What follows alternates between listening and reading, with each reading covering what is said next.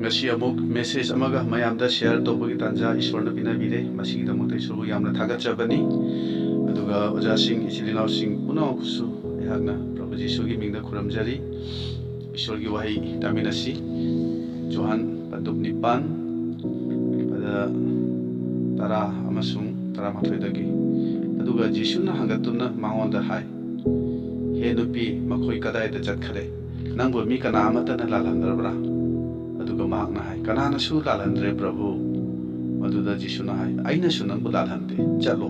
hojiktagi hona amuk hanna pap tawganu tamne khara wahise ishwarna bor pinabiba oisanu amen asigi ehakis sermon asigi thimase ishwarna aikhoibu lalhande ishwarna aikhoibu lalhande haibani प्रार्थना तौजगे सर्गद लैबै बा ईश्वर नंगी Hong नाइदब नुंसीबा नचा ओइबा अखोइबु नाहना कैदौमेदसु लालहंदे मसे सेंगना खंग ngamnanab aina haidokadaba नंगी वहाइसिंग असे तारिबा खुदिंगदा थवाय असेंगना थबक तौबियु शैतानगी थबक खुदिंगदगी नचासिंगु नाहना कनबियु अइबुसु नाहना सिजिनबियु प्रभु जीसुगी मिंगदा निजबनी आमेन English की Bible दती I don't condemn you है ना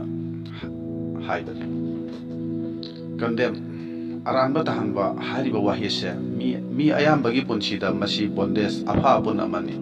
मसी की वारी से मी पुन्ना मंगना पानारबा यामना ममिंग चटबा वारी अमनी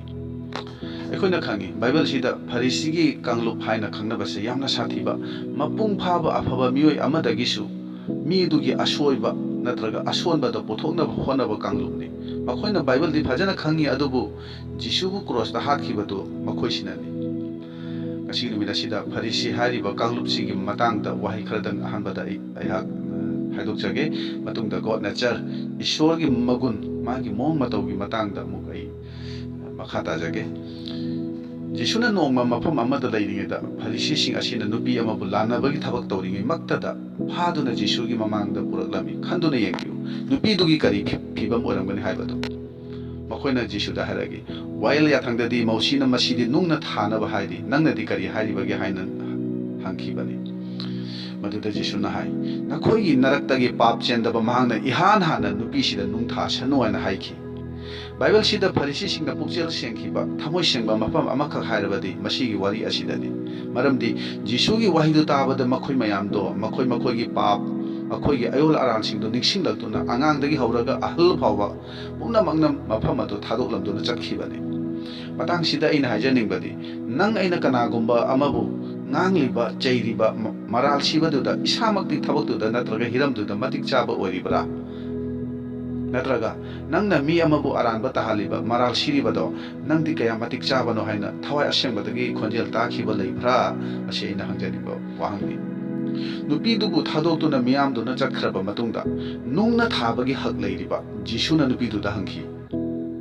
nangbu kanana su aranba tahandrabra maduda nupi duna khumki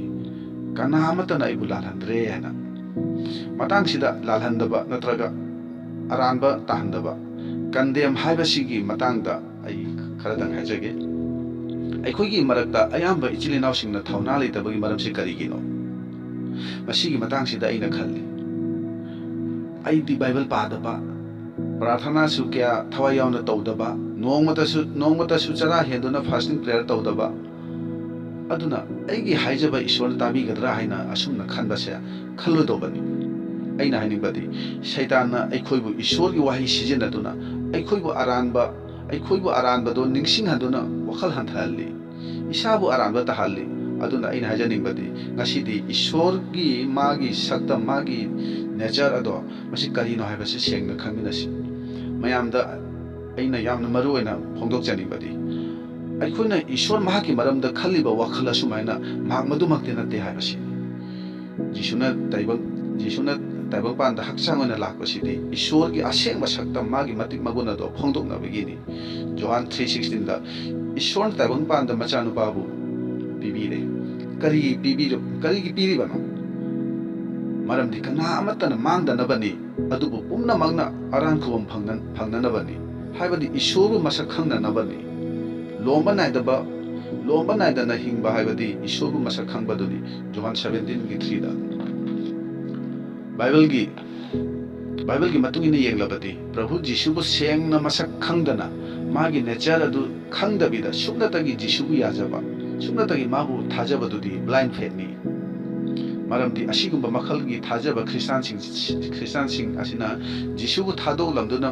ꯆꯠꯈꯤꯕꯁꯦ ꯃꯁꯤꯡ ꯌꯥꯝꯈ꯭ꯔꯦ 바이블은 하이리 아한바다 마학시 까나노 하이버시 쌩나 캉나보 호나로 하이리 누피 아시다 지수나 마기 마군 퐁돌리바 마왕아세 아이코나수 마시 캉바 얌나 마루오이 나트라가디 이쇼르기 와히 시제나도나 셰이탄나 아이코이 컨뎀 tawgani 와칼 한탄가니 아이코이부 랄한가니 아이코이 이사나 칸가니 바이블 파다바 프라र्थ나 tawdaba church kadaba ईश्वरना Yadav थव मयाम तौबनिना अई हाइजब करमना ईश्वरना ताबीगनी खंदुनि येंगु ईश्वरगी वाहिना इसाना इसाब कंडेम तौबनी सोंथादुना लैरिबा सिंगदुकी थौगलिदमक हाइरुरबदी अईदि मतिक चादि पाप चेनबा मिनी हाइरगा चेनगनी तौ हाइबै यारोय प्रार्थना तौबगी हाइरुरबसु अई हाइजब ताबीरोय हाइना खल्ली मसिबु करी कौई हारेगदी कंडेमिंग स्पिरिट अरानबा तहानबा मराल सिबा थवाय हाइबनी अदुना सेल्फ कंडेमनेशन इसाबु लालहनजबा असिदगी करमना नाथोकदगी हाइबगी मतंगदा या खरा हाइदोकचगे इना खुनबा नुपा अमगी मचा नुपा अनि लेरमी अतोमदुना मागी फंगफम थोकपा सरुक अदु पीरो हाइना मपादा हाइरमी अदुदा मपादुना मागी फंगफम थोकदो अतोमदुदा पिथोगलमी अदुगा मचा नुपा अहनदुदसु महांगना नीद्रबसु अहनदुगिसु पीखिबनी अतोमदुना मागी सरुक अदु योंथोक्तुना सेल अदु पुरगा मपान लेबाकदा चखिदुना कानादबदा सेल दो चादिंग तौथोक्तुना मांगहनखि लोसिलकपददी ओक सेनबगी थबक तौदुना ओकचाक चादुना मपुक थललगे हाइना खलखि अदुबु मांगना खलगी इपागी युमददी अनेकपा मनाय अमनासु लेमपाना चानिंगाय लै हाइना अदुना अइना हौजि इपागी नाकता हल्लगा इपादा हाइजरुरगे चंगजरुरगे हाइना खनखि मचानुपासिना वामनबदगी पुनिंग होंगदुना मयुमदा हलकपसिदा बाइबलगी मफम अमत्तदा उदबा थौदो अमा मफम असिदा अखोना उबनी मदुदी मपादु चेनखिदुना मचानुपादुबु नुंगसिना कोनबिरगा चुपिरमि मपादुना चेथोकलिबदो मचानुपादुबु वायल तौनबा नत्ते मचादुबु हराउना ओकननबनी मसिगी वारिसे जिसुना करिगी लिरिबनो हाइना खल्लुरबदी फरिसीसिंगना गॉड नेचर ईश्वरगी मतौ ईश्वरगी मगुन असिबु सेरानना अरानबा मवंगदा मिचमसिंगदा सक ताकबगिनी फरिसीसिंगी तंबीबदुदी करिनो हारगदी असेंबा ओइद्रबदी शास्त्र खंद्रबदी प्रार्थना तौद्रबदी फास्टिंग प्रेयर तौद्रबदी ईश्वरना नंगु ताबीरोय ईश्वरना याबीरोय हाइबनी शैतानसु अखोइगी पुकनिंगदा अखोइगी वखलदा असिगुंबा मवंगसे फावहनबनी अखोयसे अरीब वालेबनब मतमगी मी नत्ते ईश्वरना मौसीदा नंगना तोंगलिबा खोंगपदो लौथोबु मसी असेंबा मफमनि हाना हाइखिबनी अखोना खंगी मदुदी मपादुना मचानुपादो मागी सेटलिबा अमोटपा फिरोल अदुगा कोनना कोनसिंदुना चुपीखिबनी वारिसिदा यामना अंगपा अमदी निमित अदुदा मचादो मपादुना मनाय अमगुम नत्ते मचानुपा अमा ओइना असुम लौसिनखिबनी मसिगी वारिसे जिसुना कनागिदमक्ता हाबिरमनो हारगदी कनागुम्बा मियोय अमना मतम अमदा ईश्वरदा यामना नक्सिलंबा यामना थवाय यावरंबा अदुबु मतमगी मतुंग इना बैक स्लाइड ओइखरबा महा अदुगी दमक्तनी मसिगी वारियसे अदुना ngasi numinasida ina hajaningbadi pukningdagi aise backslide ओइरबनी हाइबगी वखलसे थादोकपियु हाइना ina hajaningi अखोनादि खल्ले बैक स्लाइड ओइबा हाइबसिदी सिंगलुक थादोखरबा पापदा लुखरबा सिंगदुनि हाइना अदुबु मुन्न वखल तौरबदी मतम कयादगी सिंगलुकता असुम यावदुना लैबा अदुबु थवाइगी पुंसिददी चौखतपा लैतबा थवाइदा चौखतके हाइबगी इंटरेस्ट यावदबा मखोय अदुसु बैक स्लाइड नि नौरिंगई मतमददी नमित खुदिंगी मतम खरगी ओना मथंग चौखलंबा अदुबु चौखलपदु पुलेप लेपखिदुना नोमगी निंहन्नबदो बैक स्लाइड नि हाबदो खंगमिनसि जिसुना करिगिनो थुमगी मपै ओइखिबा लोट की नुपी बु निंगसिंगो हान हाबसे आदम की नुपी इपुनते जोसेफु अवाबा तहनबी पोटिफर की नुपी बु हाइदे ꯃꯥꯏꯆꯧꯁꯤꯡꯕꯨ ꯍꯥꯠꯄꯤ ꯖꯦꯖꯦꯕꯦꯜꯕꯨ ꯍꯥꯏꯗꯦ ꯁꯥꯝꯁꯟꯕꯨ ꯄꯥꯞꯇ ꯇꯥꯍꯟꯕꯤ ꯗꯤꯂꯥꯏꯂꯥꯕꯨꯁꯨ ꯍꯥꯏꯗꯦ ꯂꯣꯠꯀꯤ ꯅꯨꯄꯤꯕꯨ ꯅꯤꯡꯁꯤꯡꯉꯨ ꯍꯥꯏꯅ ꯍꯥꯏꯔꯤ ꯃꯔꯝꯗꯤ ꯃꯍꯥꯛꯄꯨ ꯏꯁꯣꯔꯅ ꯃꯥꯡꯂꯣꯝꯗ ꯆꯦꯟꯈꯠꯂꯨ ꯍꯥꯏꯅ ꯍꯥꯏꯈꯤꯕꯅꯤ ꯑꯗꯨꯕꯨ ꯃꯍꯥꯛꯅ ꯇꯨꯡ ꯍꯟꯅ ꯌꯦꯡꯈꯤ ꯗꯤꯔꯦꯛꯁꯟ ꯆꯦꯟꯖ ꯇꯧꯈꯤꯕꯅꯤ ꯃꯍꯥꯛꯅ ꯉꯁꯤꯒꯤ ꯅꯨꯃꯤꯠ ꯑꯁꯤꯗ ꯑꯩꯈꯣꯏ ꯃꯤꯀꯨꯞ ꯑꯃꯒꯤꯗꯃꯛ ꯃꯤꯕꯨ ꯌꯦꯡꯕ ꯃꯤꯒꯤ ꯈꯟꯕꯗ ꯇꯣꯛꯑꯁꯤ ꯑꯩ ꯏꯁꯥꯒꯤ ꯃꯔꯝꯗ ꯑꯃꯨꯛꯇꯪ ꯃꯤꯠ ꯎꯏꯁꯤꯟꯗꯨꯅ ꯃꯨꯟꯅ ꯑꯃꯨꯛꯇꯪ ꯋꯥꯈꯜ ꯇꯧꯁꯤ ꯃꯇꯝ ꯑꯃꯗ ꯅꯤꯡꯅꯁꯪ ꯆꯠꯄꯗ ꯄ꯭ꯔꯥꯔꯊꯅꯥ ꯇꯧꯕꯗ ꯊꯥꯖꯕ ꯃꯌꯥꯝ ꯇꯤꯟꯅꯐꯝꯗ ꯄ꯭ꯔꯥꯔꯊꯅꯥ ꯇꯧꯃꯤꯟꯅꯕꯗ ꯕꯥꯏꯕꯜꯗ ꯑꯟꯗꯔꯂꯥꯏꯟ ꯇꯧꯈꯤꯕ ꯃꯌꯥꯝ ꯑꯗꯣ ꯀꯗꯥꯏꯗ ꯆꯠꯈꯔꯦ ꯀꯗꯥꯏꯗ ꯃꯥꯡꯈꯔꯦ ꯏꯁꯣꯔꯒꯤꯗꯃꯛꯇ ꯁꯤꯡꯂꯨꯞꯀꯤꯗꯃꯛꯇ ꯊꯧꯒꯠꯄꯒꯤ ꯆꯤꯡꯕꯤꯕꯒꯤ ꯗꯔꯀꯥꯔ ꯇꯥꯔꯝꯗꯦ ꯉꯁꯤꯗꯤ ꯑꯩꯈꯣꯏ ꯃꯤꯕꯨ ꯌꯦꯡꯗꯨꯅ ꯂꯩꯔꯦ ꯃꯇꯝ ꯑꯃꯗꯗꯤ ꯖꯤꯁꯨꯒꯤꯗꯃꯛ ꯇꯥꯏꯕꯪꯄꯥꯟ ꯄꯨꯝꯅꯃꯛ ꯇꯨꯡꯂꯣꯝꯗ ꯍꯨꯟꯗꯣꯛꯈꯤꯕꯅꯤ ꯑꯗꯨꯕꯨ ꯃꯇꯝ ꯑꯃ ꯑꯃꯨꯛ ꯂꯥꯛꯏ ꯃꯗꯨꯗꯤ ꯑꯣꯛꯇꯕ ꯃꯆꯥꯒꯨꯝ ꯐꯠꯇꯕꯔꯣꯝꯗ ꯃꯥꯏꯟ ꯑꯦꯇ꯭ꯔꯦꯛꯁꯟ ꯑꯣꯏꯗꯨꯅ ꯇꯞꯅ ꯏꯁꯥꯅ ꯁꯨꯛꯈꯪ ꯈꯪꯍꯧꯗꯅ ꯏꯁꯣꯔꯗꯒꯤ ꯌꯥꯝꯅ ꯂꯥꯞꯊꯣꯔꯛꯈꯤ ꯉꯁꯤꯗꯤ ꯅꯪꯒꯤ ꯀꯟꯗꯤꯁꯟ ꯀꯔꯝ ꯇꯧꯔꯤ ꯍꯥꯟꯅ ꯊꯋꯥꯏ ꯌꯥꯎꯔꯝꯕꯒꯨꯝ ꯑꯣꯏꯔꯤꯕ꯭ꯔꯥ ꯃꯨꯟꯅ ꯋꯥꯈꯜ ꯇꯧꯕꯤꯌꯨ ꯑꯗꯨꯕꯨ ꯈꯪꯒꯗꯕꯗꯤ ꯉꯁꯤꯁꯨ ꯅꯪꯕꯨ ꯏꯁꯣꯔꯅ ꯈꯨꯠꯂꯥꯝ ꯇꯣꯏꯅ ꯀꯧꯔꯤ ꯉꯁꯤ ꯅꯪꯅ ꯑꯃꯨꯛ ꯍꯜꯂꯛꯂꯕꯗꯤ ꯏꯁꯣꯔꯅ ꯀꯟꯗꯦꯝ ꯇꯧꯔꯣꯏ ꯅꯨꯡꯁꯤꯅ ꯀꯣꯟꯁꯤꯟꯕꯤꯒꯅꯤ ꯅꯨꯡꯁꯤꯅ ꯅꯍꯥꯛꯄꯨ ꯆꯨꯞꯄꯤꯒꯅꯤ ꯑꯗꯨꯒ ꯅꯪꯅ ꯃꯥꯡꯍꯟꯈꯤꯕ ꯄꯨꯝꯅꯃꯛ ꯅꯍꯥꯛꯀꯤ ꯐꯖꯔꯕ ꯁꯅꯥꯒꯤ ꯈꯨꯗꯣꯞ ꯈꯣꯡꯎꯞ ꯑꯍꯟꯕ ꯐꯤꯔꯣꯜ ꯙꯔꯃ ꯆꯦꯟꯕ ꯈꯨꯗꯤꯡꯃꯛ ꯅꯪꯒꯤ ꯑꯣꯏꯒꯅꯤ ꯄꯨꯝꯅꯃꯛ ꯍꯟꯖꯤꯜꯍꯟꯕꯤꯒꯅꯤ ꯅꯨꯡꯁꯤꯔꯕ ꯃꯆꯥꯅꯨꯄꯥ ꯑꯃꯒꯨꯝꯅ ꯀꯣꯟꯁꯤꯟꯕꯤꯅꯤ ꯋꯥꯔꯤꯁꯤꯗ ꯌꯥꯝꯅ ꯉꯛꯄ ꯑꯃꯗꯤ ꯃꯄꯥꯗꯨꯅ ꯃꯆꯥꯅꯨꯄꯥꯗꯨꯗ ꯁꯦꯟ ꯀꯗꯥꯏꯗ ꯍꯨꯟꯗꯣꯛꯂꯨꯏ ꯅꯪꯅ ꯂꯩꯔꯨꯔꯤꯗꯣ ꯀꯗꯥꯏꯗꯅꯣ ꯆꯥꯕ ꯐꯪꯗ꯭ꯔꯀꯥꯟꯗ ꯂꯥꯛꯂꯤꯕꯅꯤꯅꯦ ꯑꯁꯤꯅꯆꯤꯡꯕ ꯀꯔꯤ ꯑꯃꯠꯇ ꯀꯟꯗꯦꯝ ꯇꯧꯕꯒꯤ ꯂꯥꯜꯍꯟꯕꯒꯤ ꯃꯔꯥꯜ ꯁꯤꯕꯒꯤ ꯋꯥꯍꯩ ꯑꯃꯠꯇ ꯍꯥꯏꯈꯤꯗꯦ ꯁꯨꯞꯅꯇꯒꯤ ꯏꯆꯥ ꯍꯜꯂꯛꯂꯦ ꯍꯥꯏꯕꯗꯨꯗ ꯃꯄꯥꯗꯨꯅ ꯍꯔꯥꯎꯈꯤꯕꯅꯤ ꯁꯤꯈꯤꯕꯗꯨ ꯍꯤꯡꯒꯠꯂꯛꯂꯦ ꯈꯟꯗꯨꯅ ꯍꯔꯥꯎꯕ ꯈꯛꯇꯅꯤ ꯑꯗꯨꯕꯨ ꯃꯌꯥꯝꯕꯗꯨꯅ ꯊꯕꯛ ꯁꯨꯐꯝꯗꯒꯤ ꯍꯜꯂꯛꯄꯗꯗꯤ ꯌꯨꯝꯗ ꯇꯧꯔꯝꯂꯤꯕꯗꯨ ꯎꯕꯗ ꯃꯄꯥꯗ ꯍꯥꯏꯈꯤ ꯑꯩꯅꯗꯤ ꯉꯁꯤ ꯐꯥꯎꯕ ꯀꯔꯤꯁꯨ ꯅꯤꯈꯤꯗꯦ ꯑꯗꯨꯒ ꯃꯍꯥꯛꯅꯗꯤ ꯑꯣꯛꯇꯕꯤꯁꯤꯡꯒ ꯇꯤꯟꯅꯗꯨꯅ ꯃꯥꯡꯍꯟꯗꯨꯅ ꯂꯥꯛꯏ ꯍꯥꯏꯅ ꯁꯥꯎꯈꯤ ꯃꯄꯥꯅ ꯍꯥꯏꯈꯤ ꯅꯪꯒ ꯃꯥꯒ ꯆꯞ ꯃꯥꯟꯅꯅ ꯌꯦꯟꯊꯣꯛꯇꯨꯅ ꯅꯪꯒꯤꯁꯨ ꯄꯤꯈ꯭ꯔꯕꯅꯤꯅꯦ ꯑꯗꯨꯒ ꯑꯩꯒꯤ ꯂꯩꯔꯤꯕ ꯄꯨꯝꯅꯃꯛ ꯑꯁꯦ ꯅꯍꯥꯛꯀꯤꯅꯦ ꯍꯥꯏꯅ ꯈꯨꯝꯈꯤꯕꯅꯤ ꯑꯗꯨꯅ ꯑꯩꯈꯣꯏꯁꯨ ꯁꯤꯡꯂꯨꯞ ꯊꯥꯗꯣꯛꯇꯨꯅ ꯆꯠꯈ꯭ꯔꯕ ꯏꯆꯤꯜ ꯏꯅꯥꯎ ꯑꯃꯅ ꯑꯃꯨꯛ ꯍꯜꯂꯛꯂꯕꯗꯤ ꯍꯔꯥꯎꯅ ꯀꯔꯤꯁꯨ ꯋꯥꯍꯪ ꯄꯥꯎꯍꯪꯗꯅ ꯃꯔꯥꯜ ꯊꯤꯗꯗꯨꯅ ꯅꯨꯡꯁꯤꯅ ꯀꯣꯟꯁꯤꯟꯕꯤꯁꯤ ꯃꯔꯝꯗꯤ ꯃꯁꯤ ꯏꯁꯣꯔꯒꯤ ꯑꯄꯥꯝꯕꯅꯤ ꯃꯥꯡꯂꯨꯔꯕ ꯑꯗꯨꯅ ꯑꯃꯨꯛ ꯍꯜꯂꯛꯂꯕꯗꯤ ꯀꯟꯗꯦꯝ ꯇꯧꯔꯣꯏꯁꯤ ꯃꯔꯥꯜ ꯁꯤꯗꯨꯅ ꯑꯔꯥꯟꯕ ꯇꯥꯍꯜꯂꯣꯏꯁꯤ ꯑꯇꯣꯝꯕꯗꯨꯅ ꯃꯥꯒꯤ ꯁꯦꯜꯗꯨ ꯀꯥꯟꯅꯗꯕꯗ ꯆꯥꯗꯤꯡ ꯇꯧꯊꯣꯛꯏ ꯍꯥꯏꯅ ꯍꯥꯏꯕꯅꯤ ꯑꯗꯨꯕꯨ ꯑꯍꯟꯗꯨꯅꯗꯤ ꯑꯣꯛꯇꯕꯤꯁꯤꯡꯒ ꯇꯤꯟꯅꯗꯨꯅ ꯃꯥꯡꯍꯜꯂꯤ ꯍꯥꯏꯅ ꯍꯥꯏꯔꯤ ꯑꯁꯤꯒꯨꯝꯕꯁꯦ ꯁꯤꯡꯂꯨꯞꯇꯁꯨ ꯂꯩꯕ ꯌꯥꯕꯅꯤ ꯃꯤ ꯑꯃꯒꯤ ꯃꯔꯝꯗ ꯀꯔꯤꯁꯨ ꯎꯗꯕꯤꯗ ꯀꯔꯤꯁꯨ ꯈꯪꯗꯕꯤꯗ ꯅꯠꯇ ꯑꯣꯏꯗꯕ ꯃꯌꯥꯝ ꯑꯃ ꯍꯦꯟꯅ ꯐꯖꯗꯕ ꯃꯑꯣꯡꯗ ꯃꯔꯥꯜ ꯁꯤꯕꯁꯦ ꯇꯧꯔꯣꯏꯁꯤ ꯖꯤꯁꯨꯒꯤ ꯃꯇꯝꯗ ꯐꯔꯤꯁꯤ ꯂꯩꯕꯒꯨꯝ ꯍꯧꯖꯤꯛꯀꯤ ꯃꯇꯝꯁꯤꯒꯤ ꯁꯤꯡꯂꯨꯞꯇꯁꯨ ꯐꯔꯤꯁꯤ ꯂꯩꯕ ꯌꯥꯕꯅꯤ ꯑꯗꯨꯒ ꯑꯍꯜ ꯑꯗꯨꯅ ꯃꯅꯥꯎ ꯅꯨꯄꯥꯗꯨ ꯂꯥꯛꯂꯦ ꯍꯥꯏꯕꯁꯦ ꯌꯨꯝ ꯌꯧꯗ꯭ꯔꯤꯉꯩꯗ ꯈꯪꯕ ꯉꯝꯈꯤ ꯃꯔꯝꯗꯤ ꯌꯨꯝꯗ ꯄꯨꯡ ꯕꯤꯅꯥ ꯏꯁꯩ ꯖꯒꯣꯏꯒꯤ ꯃꯈꯣꯜ ꯇꯥꯈꯤ ꯀꯔꯤꯒꯨꯝꯕ ꯑꯍꯜꯗꯨꯅ ꯌꯨꯝꯗ ꯆꯪꯗꯨꯅ ꯌꯦꯡꯂꯝꯕ ꯇꯥꯔꯁꯨ ꯑꯇꯣꯝꯕꯗꯨꯅ ꯃꯄꯥꯒꯤ ꯅꯨꯡꯁꯤꯕꯗ ꯑꯦꯟꯖꯣꯏ ꯇꯧꯗꯨꯅ ꯍꯔꯥꯎꯅ ꯖꯒꯣꯏ ꯁꯥꯕꯗꯣ ꯎꯔꯝꯒꯗꯕꯅꯤ ꯑꯗꯨꯅ ꯑꯩꯅ ꯍꯥꯏꯖꯅꯤꯡꯕꯗꯤ ꯈ꯭ꯔꯤꯁꯇꯥꯟ ꯄꯨꯟꯁꯤꯗꯤ ꯏꯁꯥꯕꯨ ꯀꯟꯗꯦꯝ ꯇꯧꯒꯗꯕ ꯅꯠꯇꯦ ꯏꯄꯥꯒꯤ ꯅꯨꯡꯁꯤꯕꯗ ꯃꯇꯝ ꯄꯨꯝꯅꯃꯛꯇ ꯍꯔꯥꯎꯅ ꯂꯩꯒꯗꯕꯅꯤ ꯀꯔꯤꯒꯨꯝꯕ ꯃꯇꯝꯗ ꯀꯅꯥꯒꯨꯝꯕ ꯑꯃꯒꯤꯗꯃꯛ ꯕꯥꯏꯕꯜ ꯄꯥꯕꯤꯕ ꯄ꯭ꯔꯥꯔꯊꯅꯥ ꯇꯧꯕꯤꯕ ꯃꯇꯝꯗ ꯁꯩꯇꯥꯟꯒꯤ ꯋꯥꯈꯜ ꯅꯠꯇ꯭ꯔꯒ ꯈꯣꯟꯖꯦꯜ ꯂꯥꯛꯇꯨꯅ ꯏꯁꯥꯕꯨ ꯊꯥꯖꯕ ꯉꯝꯗꯕ ꯏꯁꯥꯕꯨ ꯏꯔꯥꯜ ꯁꯤꯖꯗꯨꯅ ꯊꯥꯖꯕ ꯍꯟꯊꯕꯒꯤ ꯄꯨꯛꯅꯤꯡ ꯐꯥꯎꯔꯛꯂꯕꯗꯤ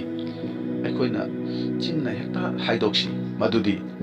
ꯁꯩꯇꯥꯟ ꯅꯪꯗꯤ ꯃꯤꯅꯝꯕꯅꯤ ꯅꯝꯊꯥꯛꯅꯤ ꯑꯩꯒꯤ ꯏꯄꯥꯅ ꯑꯩꯕꯨ ꯅꯨꯡꯁꯤ ꯑꯩꯒꯤ ꯍꯥꯏꯖꯕ ꯇꯥꯕꯤ ꯑꯩꯕꯨ ꯅꯨꯡꯁꯤꯅ ꯀꯣꯟꯁꯤꯟꯕꯤ ꯅꯨꯡꯁꯤꯅ ꯆꯨꯞꯄꯤ ꯍꯥꯏꯅ ꯍꯦꯛꯇ ꯑꯩꯈꯣꯏ ꯍꯥꯏꯗꯣꯛꯁꯤ ꯉꯁꯤꯒꯤ ꯅꯨꯃꯤꯠ ꯑꯁꯤꯗ ꯖꯣꯅꯥꯒꯤ ꯋꯥꯔꯤ ꯑꯗꯣ ꯅꯤꯡꯁꯤꯡꯃꯤꯟꯅꯁꯤ ꯏꯁꯣꯔꯅ ꯖꯣꯅꯥꯕꯨ ꯅꯤꯅꯦꯕꯤꯗ ꯄꯥꯎ ꯁꯟꯗꯣꯛꯅꯕ ꯍꯥꯏꯕꯅꯤ ꯑꯗꯨꯕꯨ ꯖꯣꯅꯥꯅ ꯏꯁꯣꯔꯗꯒꯤ ꯆꯦꯟꯊꯣꯛꯇꯨꯅ ꯑꯇꯣꯞꯄ ꯃꯐꯝ ꯑꯃꯗ ꯖꯍꯥꯖ ꯇꯣꯡꯗꯨꯅ ꯆꯦꯟꯈꯤ ꯑꯗꯨꯕꯨ ꯃꯍꯥꯛꯅ ꯇꯣꯡꯂꯤꯕ ꯖꯍꯥꯖ ꯑꯗꯣ ꯁꯃꯨꯗ꯭ꯔ ꯃꯌꯥꯏꯗ ꯅꯣꯡꯂꯩ ꯅꯨꯡꯁꯤꯠ ꯊꯦꯡꯅꯔꯝꯃꯤ ꯑꯗꯨꯕꯨ ꯖꯣꯅꯥꯗꯤ ꯇꯨꯝꯗꯨꯅ ꯂꯩꯔꯝꯃꯤ ꯃꯤꯁꯤꯡꯗꯨꯅ ꯃꯥꯕꯨ ꯍꯧꯗꯣꯛꯇꯨꯅ ꯄ꯭ꯔꯥꯔꯊꯅꯥ ꯇꯧꯅꯕ ꯍꯥꯏꯔꯝꯃꯤ ꯏꯁꯣꯔꯗꯒꯤ ꯆꯦꯟꯊꯣꯛꯄ ꯃꯤ ꯑꯁꯦ ꯇꯨꯝꯗꯨꯅ ꯑꯁꯤꯕꯒꯨꯝ ꯂꯩꯕꯅꯤ ꯍꯥꯏꯕꯁꯦ ꯈꯪꯃꯤꯟꯅꯁꯤ ꯀꯔꯤꯒꯨꯝꯕ ꯃꯇꯝꯗꯗꯤ ꯊꯥꯖꯗꯕꯁꯤꯡꯅ ꯑꯩꯈꯣꯏꯗꯒꯤ ꯍꯦꯟꯅ ꯏꯁꯣꯔꯕꯨ ꯀꯤꯕ ꯃꯇꯝ ꯑꯩꯈꯣꯏꯗꯒꯤ ꯍꯦꯟꯅ ꯊꯥꯖꯕ ꯃꯇꯝ ꯂꯩꯕꯅꯤ ꯌꯥꯝꯅ ꯏꯀꯥꯏꯅꯤꯡꯉꯥꯏꯅꯤ ꯃꯤꯁꯤꯡ ꯑꯗꯨꯅ ꯀꯔꯤ ꯍꯥꯏꯒꯦꯕꯨ ꯖꯣꯅꯥꯗ ꯍꯧꯒꯠꯇꯨꯅ ꯅꯪꯁꯨ ꯄ꯭ꯔꯥꯔꯊꯅꯥ ꯇꯧꯅꯤ ꯍꯥꯏꯅ ꯍꯥꯏꯈꯤꯕꯅꯤ ꯑꯗꯨꯕꯨ ꯖꯣꯅꯥꯒꯤ ꯃꯔꯝꯗ ꯅꯣꯡꯂꯩ ꯅꯨꯡꯁꯤꯠ ꯑꯁꯤ ꯊꯦꯡꯅꯔꯤꯕꯅꯤ ꯈꯪꯉꯛꯄꯗꯩ ꯃꯤꯁꯤꯡ ꯑꯗꯨꯅ ꯖꯣꯅꯥꯕꯨ ꯁꯃꯨꯗ꯭ꯔꯗ ꯊꯥꯗꯈꯤ ꯊꯥꯗꯕꯒ ꯏꯁꯣꯔꯅ ꯖꯣꯅꯥꯕꯨ ꯌꯣꯠꯁꯤꯟꯈꯤꯅꯕ ꯑꯆꯧꯕ ꯉꯥ ꯑꯃ ꯊꯥꯔꯛꯂꯝꯃꯤ ꯉꯥꯒꯤ ꯃꯅꯨꯡꯗ ꯖꯣꯅꯥ ꯅꯨꯃꯤꯠ ꯍꯨꯝꯅꯤ ꯂꯩꯈꯤ ꯑꯗꯨꯕꯨ ꯅꯨꯃꯤꯠ ꯍꯨꯝꯅꯤ ꯁꯨꯔꯛꯄꯗ ꯃꯍꯥꯛ ꯏꯁꯣꯔꯗ ꯍꯥꯏꯖꯈꯤ ꯇꯧꯏꯒꯨꯝꯕꯁꯨꯡ ꯅꯨꯃꯤꯠ ꯅꯤꯅꯤ ꯑꯗꯨꯗꯤ ꯃꯍꯥꯛ ꯃꯁꯥꯁꯤ ꯉꯥꯒꯤ ꯃꯄꯨꯛ ꯃꯅꯨꯡꯗꯒꯤ ꯅꯥꯟꯊꯣꯛꯅꯕ ꯀꯟꯅ ꯍꯣꯠꯅꯔꯝꯒꯅꯤ 하이나 아이나 타제 우파이 레렉트라칸다 훔니 수바다 마하나 이솔다 하이자키바니 마시 아이코이 크리스찬싱기 네처니 아와나 프로블렘 탱나범 마tamda 이사나 뿜나마 호나라칸다 람비 레렉트라칸다 ngamaktrakan다 프라르타나 아마숭 이솔부 닝싱각바니 아두나 누밋 훔니 수락바다 프라르타나기 파우코모이나 조나부 나나 강판다 오토글람 aduga othorappada Nineveh da mahak thumkhibani nasidagi numit nifuni manungda Nineveh kairani haina Jonah kanna sandokhi mahaki sandokpa adudagi Nineveh gi ningthaudagi horaga angang ahal pumnamakna pukning hongki madu Ishwarna ubikhi tawigumbasung mapu ibungagi matawsina Jonah bu yamna pelhalamde mahakna yamna saurami adubu shaharduda kari thokre haibadu khangdri phawba phamduna yengduna leirami mahakna phamliba mafamduda Ishwarna upambi ama mabu khanjananaba hawanbirami maduda mahakna yamna nungairami adubu nongalakpadu upambi ado mapu ibungana kangsilhalami aduga nongpoktagi lakpa asaba nungsina Jonah bu yeirami aduga numitki maisana makoktasu yeirami maduda amukka hena sauduna Jonah aibu sihanbiro haiduna Ishwarda haijarami mapu ibungana maduda hairagi nangna sohon banataba ahing amada hauraga nongalakpada siramba pambi sigidamak nahak nungaite Nineveh kauba achoba shahar asi manungda makut yet natraga oi phawa masak khangjadaba mi lakh amaga lising kundagi henba amadi sasan mayam sibudi aina nungsiroidara Jonah na haiki masigi maramnani nangna aibu Nineveh da chatlu haiba yakhidabadu aina Tarshish da chenjakhibado masigi maramnani aina khangi nangna karisu tawroi haibasi maramdi nahakti pukchel tappa thaujal heiba saubada tappa nungsibada hongba naidaba fattaba tawbasingi mathakta pukning hongbiba saubada chahi lising ama changba ibungoni haibasi aina khangi haina hairami nangna Nineveh bu kaitawngai dasu manghaloi haibasi aina khangi haina Jonah na haikhibani ꯑꯩꯈꯣꯏꯅ ꯗꯤ ꯈꯟꯕ ꯌꯥꯏ ꯃꯥꯏꯆꯧ ꯑꯃ ꯑꯣꯏꯅ ꯖꯣꯅꯥꯅ ꯏꯁꯣꯔꯒꯤ ꯍꯥꯏꯕ ꯏꯟꯗꯗꯨꯅ ꯆꯦꯟꯊꯣꯛꯄꯁꯤ ꯀꯔꯤꯒꯤꯅꯣ ꯍꯥꯏꯅ ꯑꯗꯨꯕꯨ ꯈꯪꯕ ꯌꯥꯕꯗꯤ ꯖꯣꯅꯥꯅ ꯆꯦꯟꯊꯣꯛꯂꯕꯁꯨ ꯃꯍꯥꯛꯅꯗꯤ ꯒꯣꯗ ꯅꯦꯆꯔ ꯏꯁꯣꯔꯒꯤ ꯃꯒꯨꯟ ꯏꯁꯣꯔꯒꯤ ꯂꯝꯆꯠꯁꯦ ꯐꯖꯅ ꯈꯪꯕ ꯃꯤꯅꯤ ꯑꯩꯈꯣꯏꯅ ꯃꯁꯤꯒꯤ ꯏꯁꯣꯔ ꯑꯁꯦ ꯁꯦꯡꯅ ꯈꯪꯂꯕꯔꯥ ꯃꯁꯤ ꯑꯩꯅ ꯍꯪꯖꯅꯤꯡꯉꯤ